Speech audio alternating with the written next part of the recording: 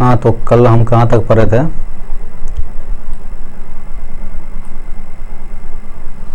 कल हम पढ़ रहे थे रिफ्लेक्शन ऑफ लाइट। इसमें रिफ्लेक्शन ऑफ लाइट में हम सबसे पहले हम लॉ के बारे में जानकारी मतलब प्राप्त किए। इसके बाद रिफ्लेक्शन ऑफ लाइट में फिर उसका एग्जाम्पल देखे और बहुत सारे मैंने रिफ्लेक्शन ऑफ लाइट पे बात की। और इसके बाद मैंने प्लेन मिरर, लास्ट में मैंने प्लेन मिरर के बारे में बात कर रहे थे। देखिए, प्लेन मिरर के बारे में मैंने बताया था कि इसकी क्या कहते हैं, रेडियस जो होती है वो इन्फिनाइट होती है। और क्यों होती है रेडियस इन्फिनाइट, इसके बारे में भी मैंने बताया था। और साथ ही इसके फोकल लेंथ भी बताया था कि फोकल लेंथ जो होती है वो भी इन्फिनाइट मानी जाती है, क्योंकि उसको इन्फिनाइट को जब हम हाफ करेंगे तो उसमें कोई ज़्यादा फर्क पड़ने वाला नहीं है, क्योंकि ये बहुत बड़ी वैल्यू है। ठीक, यहाँ तक समझ में आ गई। अब हम आज प्लेन मिरर को थोड़ा बहुत और समझते हुए प्लेन मिरर के द्वारा इमेज फॉर्मेशन के बारे में पढ़ने वाले हैं। देखिए, सबसे पहले हम फिर एक बार प्लेन मिरर के बारे में जानकारी प्राप्त कर लेते हैं।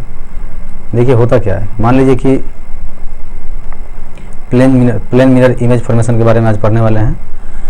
तो सबसे पहले हम प्लेन मिरर देखते हैं। मान लीजिए कि प्लेन मिरर के बारे में बताए हुए थे हम, ये तो फ्रेम हो गया इसका।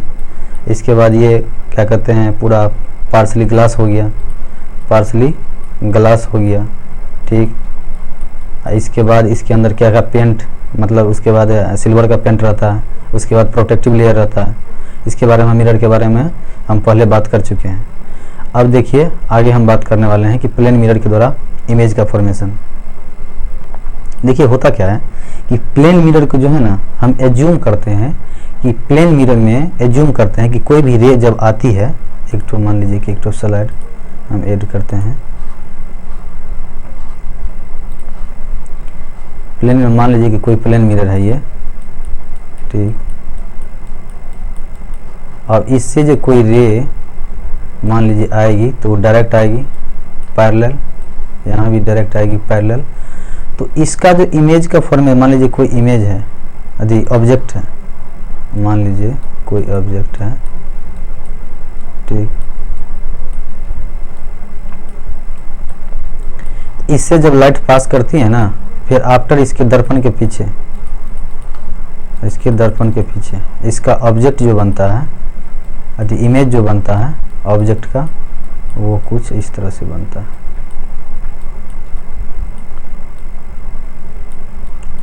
मान लीजिए कि इसका ये हैंड हो गया, ये आगे की ओर देख रहा है, तो ये भी इधर की ओर देखेगा। ठीक, मतलब इस सामने मिरर की ओर यदि देखता है तो ये भी मतलब ऑब्जेक्ट को देखता है, इमेज ऑब्जेक्ट को देखता है और ऑब्जेक्ट मिरर की ओर देख रहा है। इसमें होता क्या है कि मान लीजिए इन्फिनाइट से जो रे आती है ना, उसको पैरेलल मानते हैं। इन्फिनाइट से जो रे आती है उसको पैरेलल मानते हैं। और पैरेलल रे मतलब जो direct according to plane mirror में जब परपेंडिकुलर एक्ट करती है तो क्या होगी, जिस डायरेक्शन में आती है उसी डायरेक्शन में रिफ्लेक्ट कर जाती है। मान लीजिए कि ये इस डायरेक्शन में आती है तो आफ्टर रिफ्लेक्शन क्या होगा, इसी डायरेक्शन में रिटर्न हो जाएगा। और ऐसा क्यों होता है, क्योंकि हमने रिफ्लेक्शन और लॉ से हम आपको बढ़िया से बता चुके हैं। क्योंकि इंसिडेंट एंगल मतलब कि आपतन कोण जो होता है ना, वो नॉर्मल से होता है, और यहाँ तो नॉर्मल के अकॉर्डिंग ही लाई कर रही है रे। तो इसी तरह जिस पाथ पे आ रही है वो उसी पाथ पे रिटर्न हो जा रही है। और जब इसको हम पीछे की मिरर के पीछे की ओर बढ़ाते हैं तो इस प्रकार हमको इमेज फॉर्मेशन होता है। ठीक, मान लीजिए कि इमेज फॉर्मेशन होता है, यानी कि सिंपल मिरर यानी प्लेन मिरर द्वारा हम क्या कहते हैं, रियल इमेज नहीं फॉर्म होता है, इमेजिनरी इमेज फॉर्म होता है। अब देख लीजिए कि इसमें क्या क्या इसका प्रॉपर्टी आती है। सबसे पहली बात, इमेज का जो हाइट होगा, सबसे पहली बात इसमें इमेज का जो हाइट होगा, मान लीजिए इस इमेज का हाइट h हो गया। अरे क्या कहते हैं, ऑब्जेक्ट का हाइट, इसको ऑब्जेक्ट लिख लीजिए। ऑब्जेक्ट का हाइट यदि h है तो इमेज का भी हाइट क्या होगा, इमेज का भी हाइट क्या होगा, h होगा। इमेज का भी हाइट क्या होगा, h होगा। ठीक, यहाँ से बात समझ में आ गई। और आगे बात आती है कि इसमें जो इसकी वस्तु दूरी बनेगी ना, यहाँ से इसकी वस्तु दूरी u बना है, इसमें प्रतिबिंब दूरी के बराबर होता है, यानी कि u बराबर v।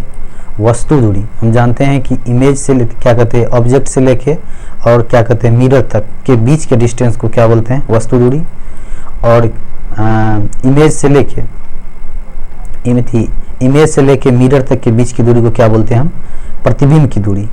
तो ये ऑब्जेक्ट से मिरर तक के बीच की दूरी को वस्तु दूरी और इमेज से मिरर तक के बीच की दूरी को क्या कहते हैं, प्रतिबिंब की दूरी। ठीक, यानी कि ऑब्जेक्ट डिस्टेंस और इमेज डिस्टेंस, इन दोनों के बीच में कैसे रिलेशन होता है, प्लेन मिरर द्वारा बनाया गया, इन दोनों आपस में बराबर होते हैं। तो ये तो दूसरा बात हो गया। पहला बात मैंने बताया था कि इसमें क्या होता है, इसका हेड जो है इमेज का हेड, ऑब्जेक्ट का हेड जो है क्या कहते हैं, इमेज के हेड के बराबर होता है। दूसरी बात हो गई है कि वस्तु दूरी बराबर प्रतिबिंब की दूरी हो गई। अब देखिए एक इंटरेस्टिंग बात हम बताने जा रहे हैं। इंटरेस्टिंग बात, चलिए हम स्लाइड ऐड करते हैं, स्लाइड से बताते हैं। देखिए होता क्या है कि मान लीजिए कोई ये ऑब्जेक्ट मिरर के द्वारा जब बनता है तो मान लीजिए कि मिरर की ओर देख रहे हैं, यहाँ जो है ऑब्जेक्ट मिरर की ओर देख रहा है। तो मिरर क्या कहते हैं, इमेज जो है जस्ट मिरर के पीछे बन रहा है, इमेजिनरी। इसमें होता क्या है कि मान लीजिए देखिए थोड़ा सा पार्सली रिवर्स होता है, मतलब इमेज जो बनता है ना वो पार्सली रिवर्स होता है। पार्सली रिवर्स करने का मतलब, इसको ज़रा सा अच्छा से समझते हैं। पार्सली रिवर्स कहने का मतलब होता क्या है कि इमेज जो फॉर्म होता है ना वो पार्सली रिवर्सेबल होता है। यानी कि देख लीजिए ये जो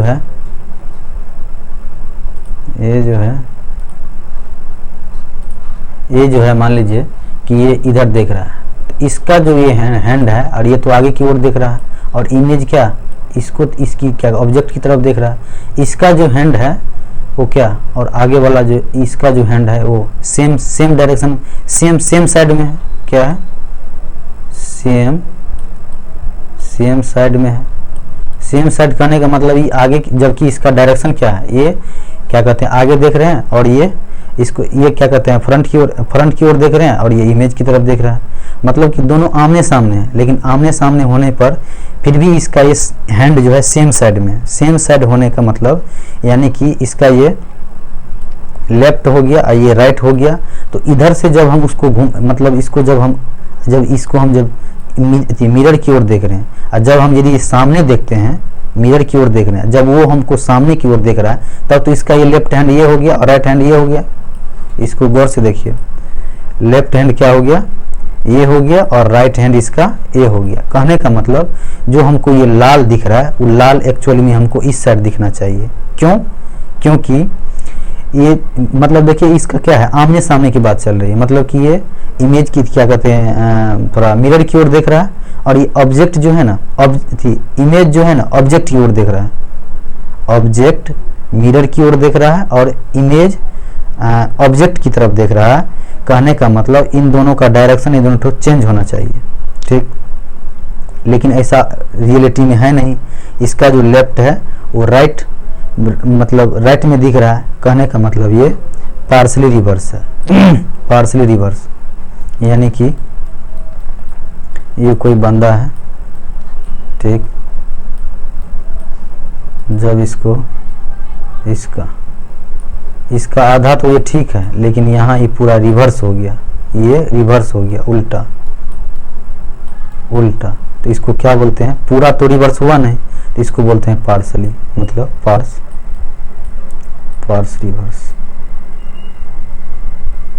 रिवर्स। ठीक, यहाँ तक बात हमको लगता है कि समझ में आ गया होगा। देखिए इसमें भी उसी तरह है। इसका जो हैंड ये बाहर कर रखा है, ये क्या है, मान लीजिए कि इसका ये लेफ्ट हैंड हो गया, इसका ये लेफ्ट हैंड हो गया और ये राइट हैंड हो गया। तो ये तो आगे की ओर देख रहा है, तो जब ये इधर की ओर देखेगा तो उसका लेफ्ट हैंड क्या हो जाएगा, इसका लेफ्ट हैंड ये हो जाएगा और इसका राइट हैंड ये हो जाएगा। समझ में आ गया बात। लेकिन एक्चुअली में जब इमेज फॉर्म होता है तो इसका ये जो राइट है वो लेफ्ट में दिख रहा है और जो लेफ्ट है वो राइट में दिख रहा है। कहने का मतलब ये थोड़ा सा पार्सली रिवर्स का केस बन रहा है। क्या बन रहा है, पार्सली रिवर्स का केस का बन रहा है। अब देखिए ये बात तो समझ में आ गया, लेकिन ये एक्चुअली इमेज जो ये स्लाइड जो बनाया गया है इसमें समझाने के लिए बनाया है कि minimum height for plane mirror, यानी कि पूरा इमेज को देखने के लिए मतलब मिनिमम हाइट मिरर का क्या होना चाहिए, प्लेन मिरर में मिनिमम हाइट क्या होना चाहिए प्लेन मिरर का, जिससे हम अपना पूरा फुल इमेज देख सकते हैं। तो उसके लिए एक तो कंडीशन है कि मिरर का हाइट जो है ना, जो ऑब्जेक्ट है उसकी हाइट का 50% यानी कि आधा होना चाहिए, कम से कम आधा होना चाहिए। इससे यदि कम होगा तो हम उसको अपना इमेज जो है ना नहीं देख पाएंगे, इमेज पूरा नहीं देख पाएंगे। ये जो है ना 50% यानी कि जो ऑब्जेक्ट है उसका 50% होना चाहिए, तभी हम देख पाएंगे। समझ में आया? बस यही बात है यहाँ से। ठीक,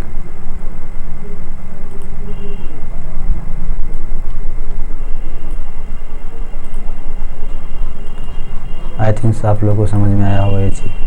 तो इसीलिए बताया गया कि मतलब मिनिमम हाइट जो होगा मिरर का पूरा फुल इमेज देखने के लिए वो कितना होगा, जो ऑब्जेक्ट मान लीजिए कि ये कोई ऑब्जेक्ट है, इसका जो हाइट यदि h है तो मिरर का जो हाइट निकल के आएगा ना वो आएगा h/2। क्या आएगा? h/2। ये डायरेक्ट क्या कहते हैं, ये डायरेक्ट एक रिजल्ट है। इस पे एग्जामिनेशन में क्वेश्चन बनता है कि मान लीजिए कोई क्या कहते हैं इतना हाइट का कोई ऑब्जेक्ट है, तो उसका पूरा प्रतिबिंब मिरर में देखने के लिए उसका मिरर की हाइट कितनी होगी, तो एग्जामिनेशन में पूछा जाता है।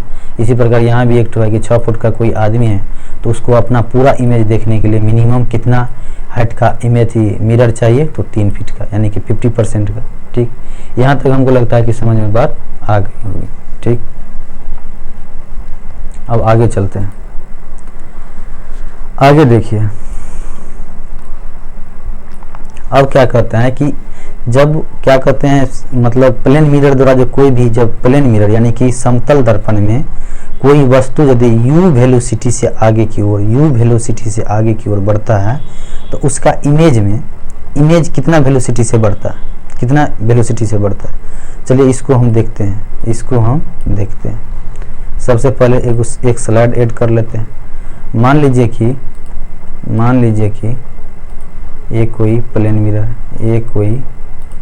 मान लीजिए कि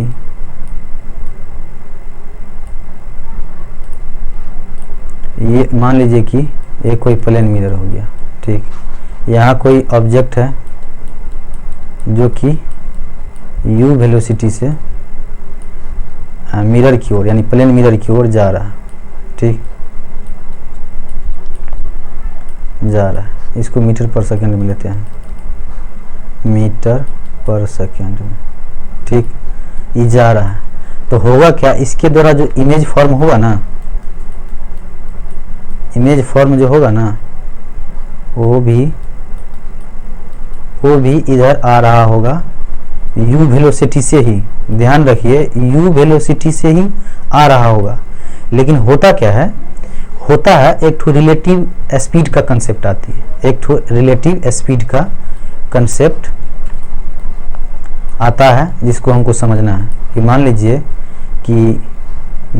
कि हम लोग पढ़े हैं कि दो स्टेशनों के बीच में डिस्टेंस ये हो गया। ठीक, ए और बी।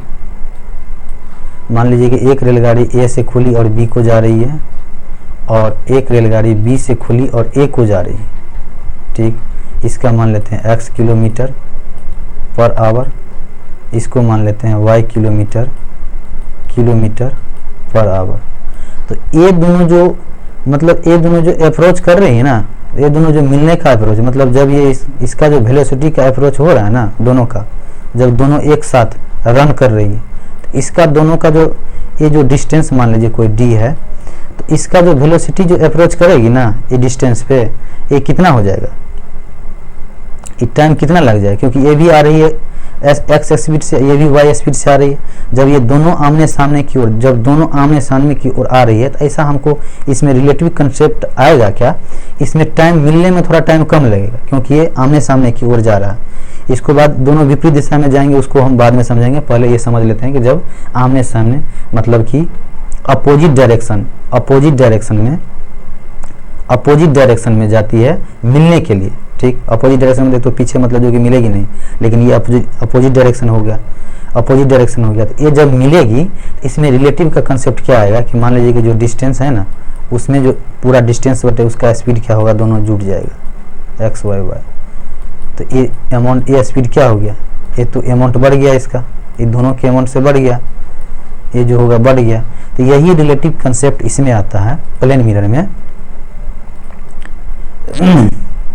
प्लेन मिरर में आता है कि आता तो इसमें u वेलोसिटी से ही है ये ऑब्जेक्ट, लेकिन इमेज भी u वेलोसिटी से आता है, लेकिन हमको रिलेटिव स्पीड के कारण दिखता क्या है कि दुगुना स्पीड से हम मेरा इमेज क्या होता है, आ रहा है, क्या आ रहा है, दुगुना स्पीड से इमेज मेरा आ रहा है।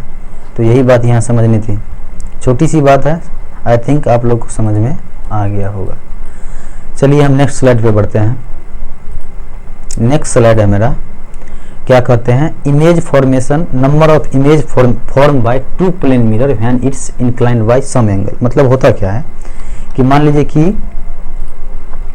लीजिए कि एक ठो प्लेन मिरर ये हो गया और इसके जस्ट थीटा डिग्री पे एक और प्लेन मिरर ए हो गया, ठीक, प्लेन मिरर ए हो गया, अरे कलर कहाँ चूज, प्लेन मिरर ये हो गया, तो इसका एंगल थीटा डिग्री हो गया।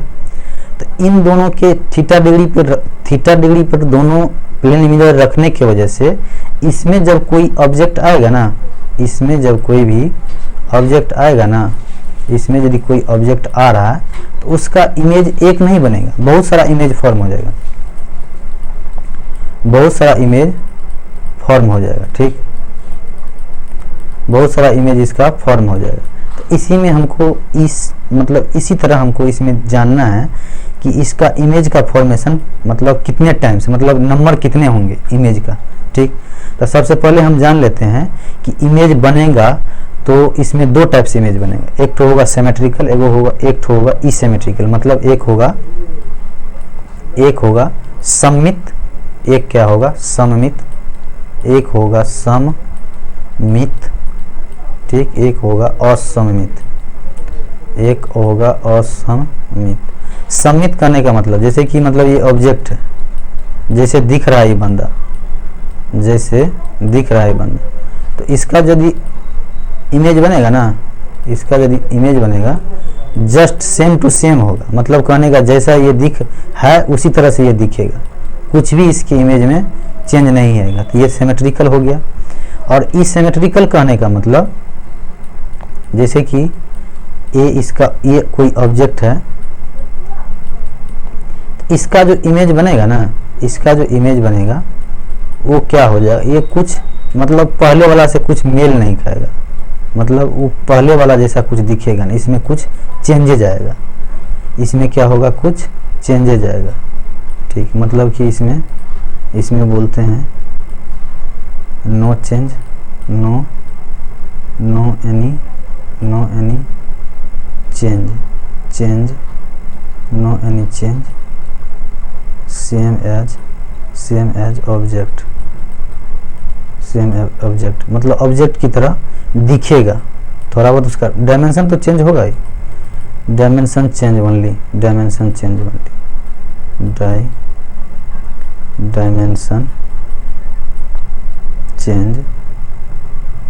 ओनली, ठीक।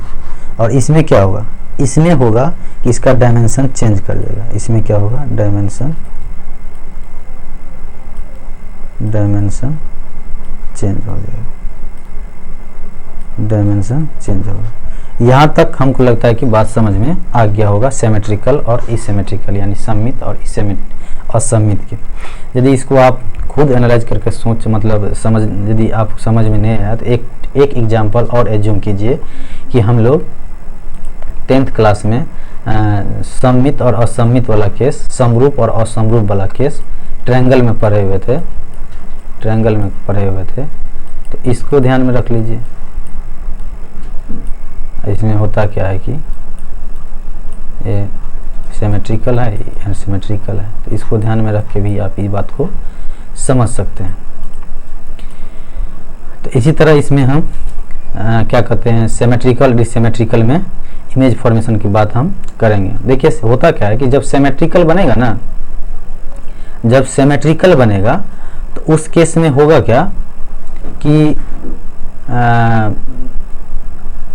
सममित, उसमें सम या विषम इमेज नंबर फॉर्म हो सकता है।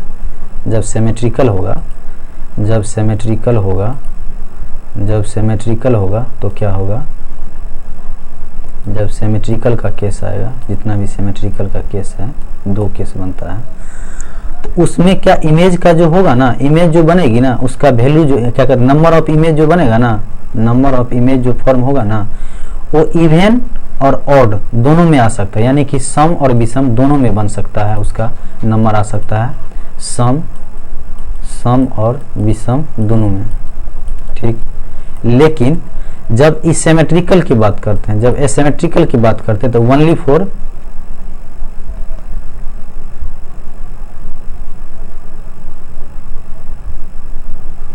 गलत दिया हुआ, ओनली फॉर ओड का, ओनली फॉर ओड इमेज बनता है, नंबर ऑफ ओड इमेज बनता है, ठीक, नंबर ऑफ ओड इमेज बनता है। इसमें ये कोई चीज़ ये नहीं है कि इसमें सम और विषम नंबर इमेज फॉर्म होगा सिमेट्रिकल में, और इस सिमेट्रिकल में ओनली फॉर ओड यानी कि विषम नंबर में इमेज फॉर्मेशन होगा, ठीक। यहाँ से बात समझ में आ गई, यहाँ गलत दिया हुआ था।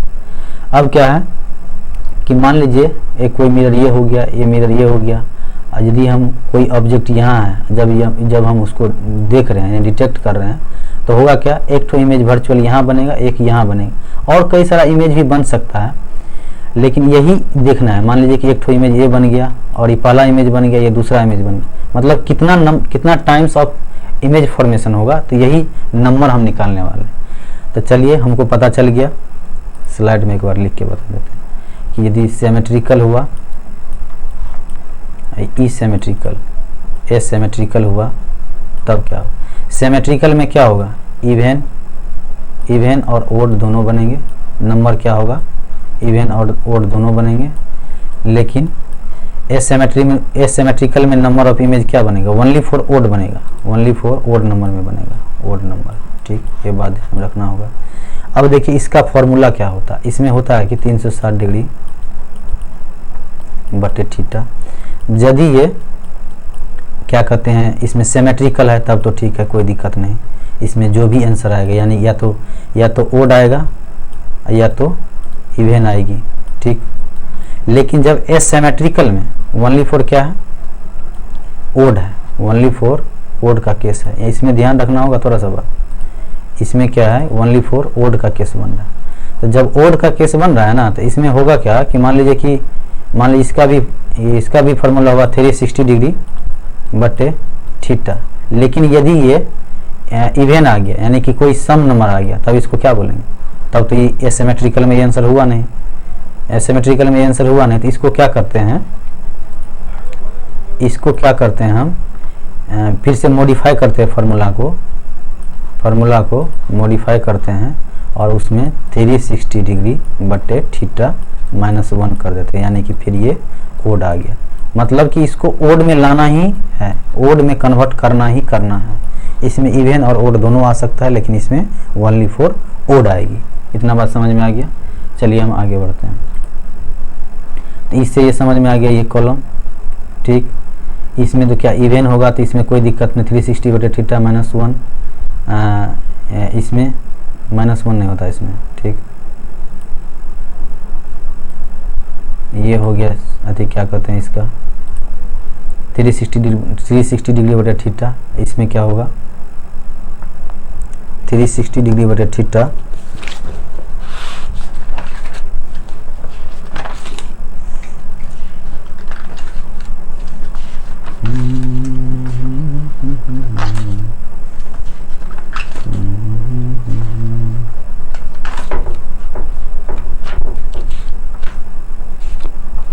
थ्री 60 डिग्री बटे थीटा।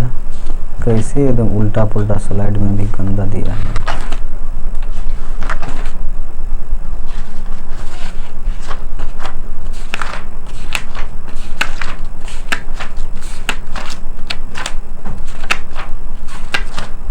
मेरे पास भी इसमें नोट्स में नहीं।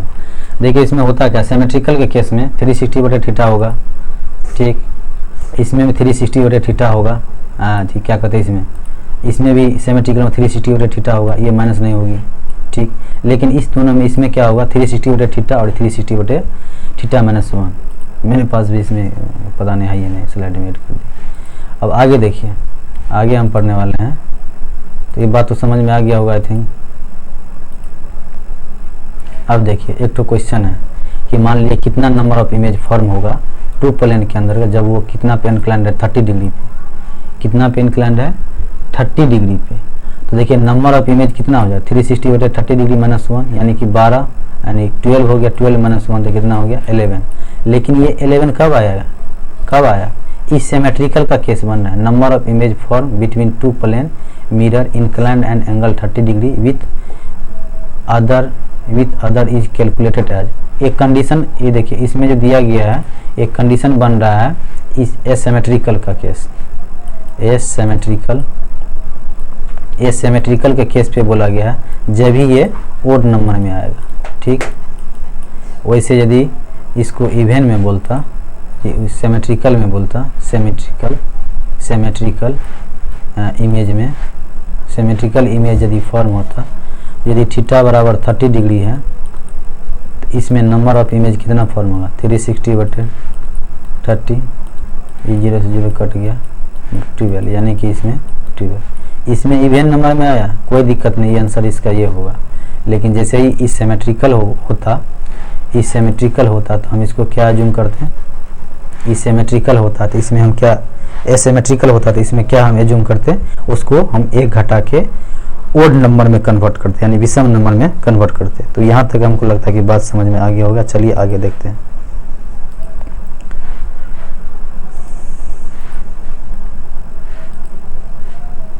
अच्छा आगे वाला स्लाइड देखते हैं।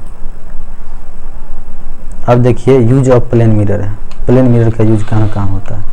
देखिए प्लेन मिरर का यूज जो है ना, सबसे पहले हम पेरिस्कोप में करते हैं। पेरिस्कोप क्या होता है, पेरिस्कोप पनडुब्बी वगैरह जो होते हैं ना, सबमरीन जो पानी के अंदर चलती है, तो उसका क्या होता है कि बाहर के चीज़ों को देखने के लिए उसमें एक तो इक्विपमेंट लगाया होता है, उस इक्विपमेंट को बोलते हैं पेरिस्कोप।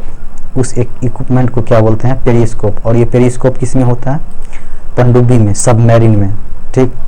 तो सबमरीन में जो यूज किया जाता है,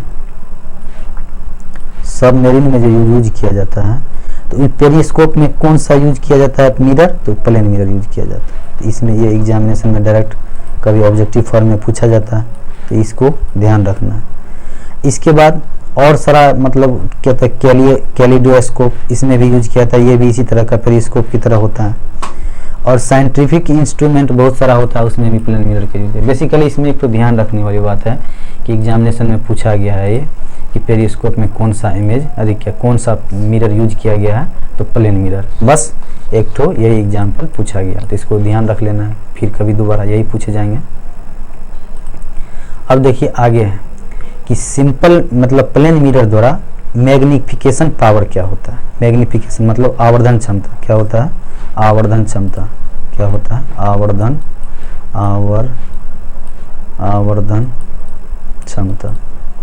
देखिए आवर्धन क्षमता कुछ है नहीं, आवर्धन क्षमता जो होता है ना, m बराबर ये होता है प्रतिबिंब की दूरी, प्रतिबिंब की ऊंचाई बटे वस्तु की ऊंचाई, प्रतिबिंब की ऊंचाई, प्रतिबिंब की हाइट बटे वस्तु की हाइट। इस समझ में आ गया बात।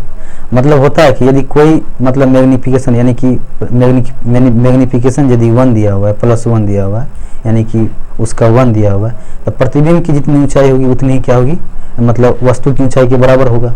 तो यही चीज़ इसमें दिखाया गया। और यदि मैग्नीफिकेशन पावर m बराबर 2 हो गया तो इसका जो इमेज फॉर्म होगा तो कितना होगा, ये ऑब्जेक्ट से इसका 2 गुना इसका हाइट हो जाएगा। तो यही बात दिखाया गया। कई बार एग्जामिनेशन में पूछा जाता है कि किसी समतल दर्पण का यदि मैग्नीफिकेशन यानी कि आवर्धन क्षमता 2 है तो उसकी प्रतिबिंब की ऊंचाई क्या होगी, प्रतिबिंब की ऊंचाई क्या होगी। यदि वस्तु की ऊंचाई मतलब कुछ डाटा दिया रहता है कि मान लीजिए h है तो प्रतिबिंब की ऊंचाई कितना हो जाएगा, प्रतिबिंब की ऊंचाई कितना हो जाएगा, 2h से हो जाएगा। ठीक, लेकिन यहाँ एग्जाम्पल में दिखाया गया 1, आवर्धन क्षमता 1, तो इसके हिसाब से ये हो जाएगा, यानी कि दोनों का हाइट सेम हो जाएगा। ठीक, ये बात समझ में आ गई। चलिए आगे स्लाइड पे हम बढ़ते हैं।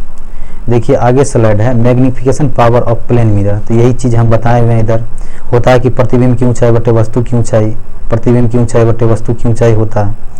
तो ये थोड़ा सा मैग्नीफिकेशन इसको क्या कहते हैं, मतलब उसको डेरिवेटिव करके इसके निकाला गया है।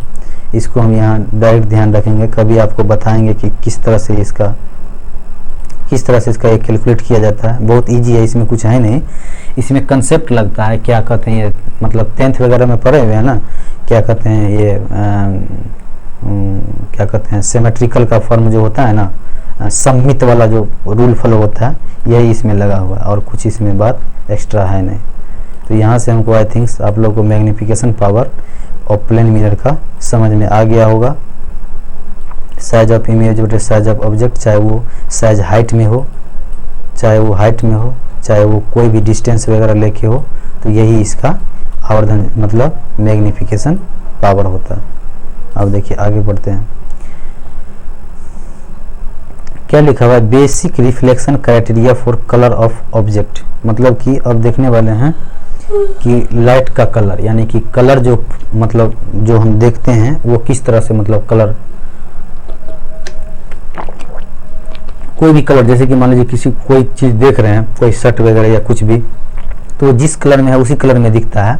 तो इसका कंडीशन क्या बनता है, होता क्या है कि मान लीजिए कलर जो है, कलर कहने का मतलब बहुत सारा कलर आ जाता है, जैसे कि मतलब रेड, ग्रीन, ब्लू वगैरह बहुत सारा। लेकिन जब हम जैसे कि यहाँ एक ठो क्या कहते हैं ये लिप्स है, मतलब पत्ती है, ये पत्ती को जब देखते हैं तो ये हमको हरा दिखता है। क्या दिखता है, हरा दिखता है। कहने का मतलब इस पे बहुत सारा सन का जो व्हाइट लाइट आती है, वो बहुत सारा कलर का फॉर्मेशन मतलब फॉर्म में रहती है। लेकिन जब ये आती है तो लाइट जो इसमें जो पत्ती पे जब पड़ता है ना व्हाइट लाइट, तो ये ओनली फॉर ग्रीन लाइट को ही रिफ्लेक्ट करती है। क्या करती है, ग्रीन लाइट को ही रिफ्लेक्ट करती है। ये जो ग्रीन लाइट है इसी को रिफ्लेक्ट करती है, जिसके कारण से हमको बाकी लाइट नहीं दिखता है, यानी कि ये कट जाता है और ओनली फॉर ग्रीन लाइट दिखता है। समझ में आ गई बात, एक बार फिर से सुन लीजिए। मतलब व्हाइट लाइट जो है बहुत सारा कलर ऑफ लाइट्स का कम्बिनेशन है। जब मतलब जिस ऑब्जेक्ट पे पड़ती है और वो ऑब्जेक्ट जिस कलर को रिफ्लेक्ट करती है, तो वो ऑब्जेक्ट उसी कलर में दिखता है। जैसे कि यहाँ देख लीजिए, ये एक पत्ती है, इसमें एक व्हाइट लाइट आया है, तो व्हाइट लाइट बहुत सारे कलर का कॉम्बिनेशन है। इसमें हुआ क्या है कि ओनली फॉर ये ग्रीन लाइट को ही रिफ्लेक्ट किया है, तो ग्रीन लाइट को ओनली फॉर रिफ्लेक्ट किया, जिसके कारण ये पत्ती जो है ग्रीन दिखता है। ठीक, और बाद बाकी जितने भी लाइट इसमें अदर कलर का हुआ वो क्या हो गया, एब्जॉर्ब हो गया। क्या हो गया, एब्जॉर्ब हो गया। ठीक, यहाँ से बात समझ में आ गई। चलिए आगे देखते हैं। ये चीज़ मैंने बताया है कि मान लीजिए कि व्हाइट लाइट जब आ रही है, जब वो पूरा जितना भी मतलब जो भी कलर है सबको यदि ऑब्जर्व कर ली तो वो क्या हो जाएगा, डार्क हो जाएगा, मतलब कि ब्लैक कलर का हो जाएगा। क्या हो जाएगा, ब्लैक कलर का। ठीक, लेकिन जब ये व्हाइट लाइट आके और डायरेक्ट कोई व्हाइट बैकग्राउंड से जब टच करती है, तो व्हाइट बैकग्राउंड कोई भी कलर को कोई भी कलर को एब्जॉर्व नहीं करती है, जिसके कारण जो कलर आएगी वो कलर रिफ्लेक्ट हो जाएगी। जैसे कि इसमें 3 कलर आ रहा है तो तीनों कलर को क्या किया, ये रिफ्लेक्ट कर दिया। लेकिन जैसे ही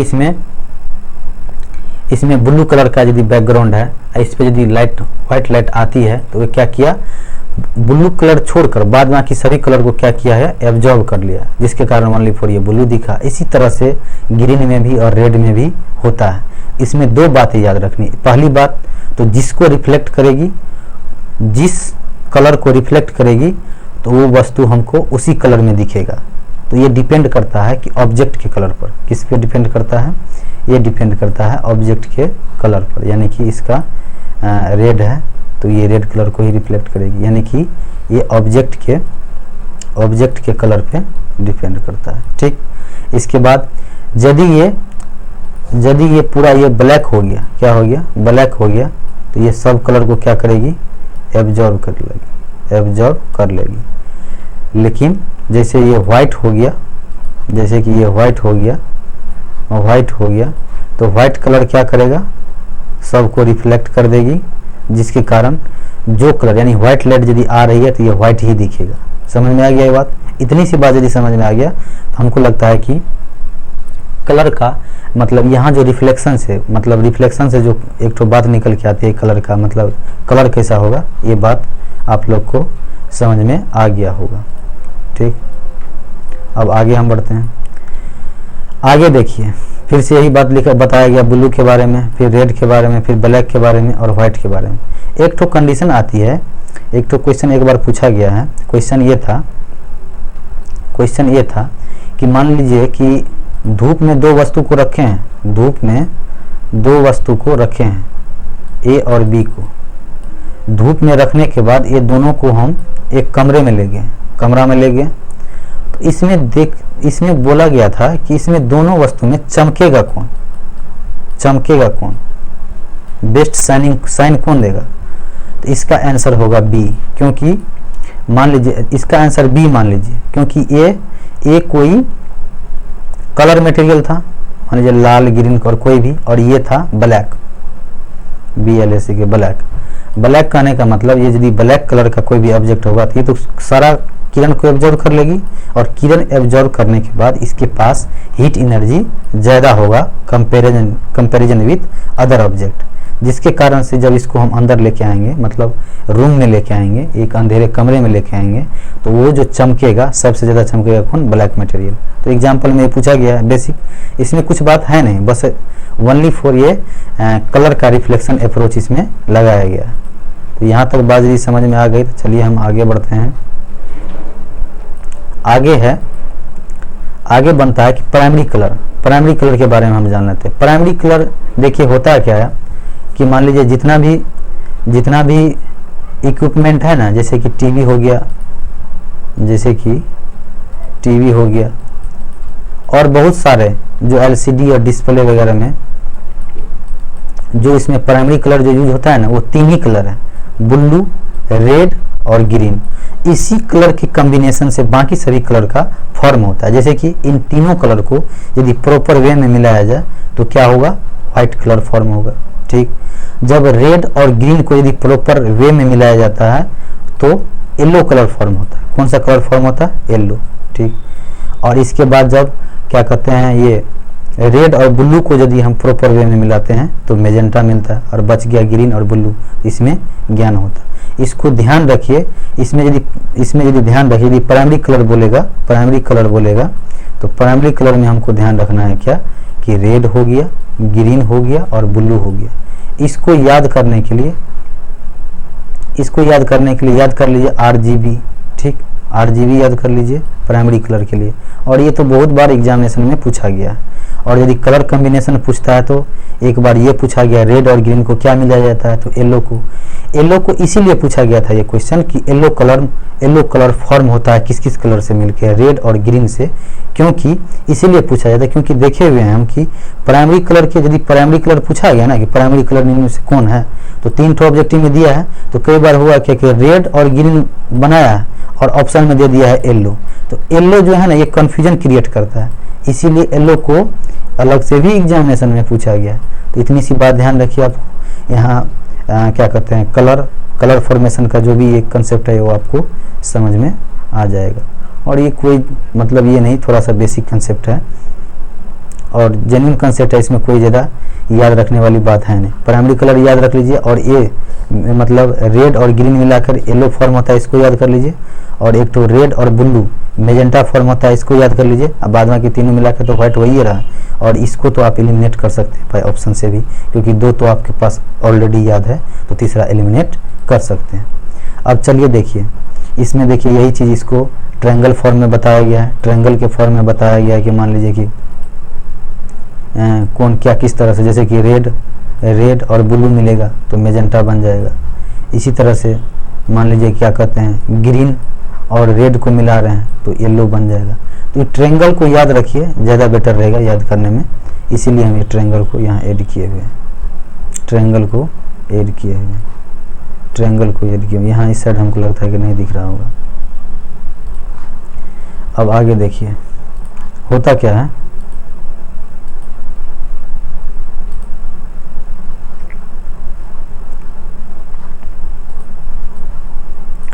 ये देखिए होता क्या है, रिफ्रैक्शन ऑफ लाइट। अब देखिए नया टॉपिक पे हम आ गए, रिफ्रैक्शन ऑफ लाइट। देखिए बहुत ही इंटरेस्टिंग टॉपिक है। इसमें सबसे पहले हमको जानना है, कि रिफ्लेक्शन ऑफ लाइट होता क्या। ऐसा करते हैं, इसको हम कल पढ़ते हैं क्या, आज बहुत पढ़ लिए, ठीक है। तो कल रिफ्लेक्शन ऑफ लाइट स्टार्ट करेंगे नेक्स्ट लेक्चर में। Thank you all.